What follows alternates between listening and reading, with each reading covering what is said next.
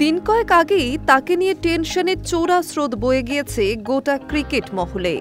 প্লীহায় রক্তক্ষরণের জেরে এখনও শ্রেয়স আইয়ার সিডনির হাসপাতালেই ভর্তি। তবে উদ্বেগ বা আশঙ্কার এখন আর কোনো কারণ নেই।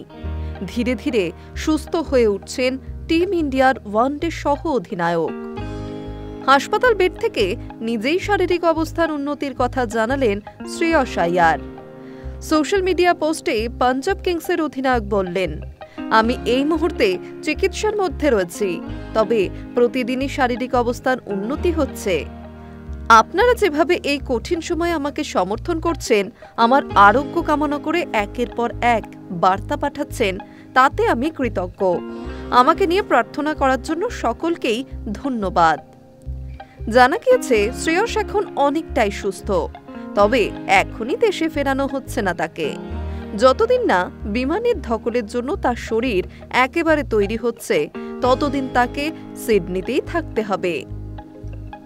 সিডনিতে অ্যালেক্স ক্যারির ক্যাচ নিতে গিয়ে ভয়ানক চোট পেয়েছিলেন শ্রেয়স আইয়ার। তড়িঘড়ি তাকে সিডনির হাসপাতালে নিয়ে যাওয়া হয়। সোমবার সকালে তাকে আইসিইউতে ভর্তি করা হয়েছিল, যদিও উদ্বেগ কাটিয়ে আইসিইউ থেকেও ছাড়া পেয়েছেন তিনি। শারীরিক অবস্থারও দ্রুত উন্নতি হচ্ছে তার।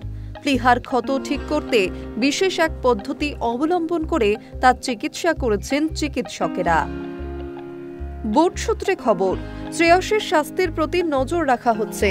টিম ইন্ডিয়ার এক চিকিৎসক সিডনিতেই রয়েছেন। তার পুরোপুরি ফিট হয়ে উঠতে আরও 6 থেকে 8 সপ্তাহ সময় লাগবে, যার অর্থ দক্ষিণ আফ্রিকা সিরিজে তাকে আর পাওয়া যাবে না। বিসিসিআই সূত্র বলছে, জানুয়ারি পর্যন্ত তিনি ফিট হয়ে যেতে পারেন।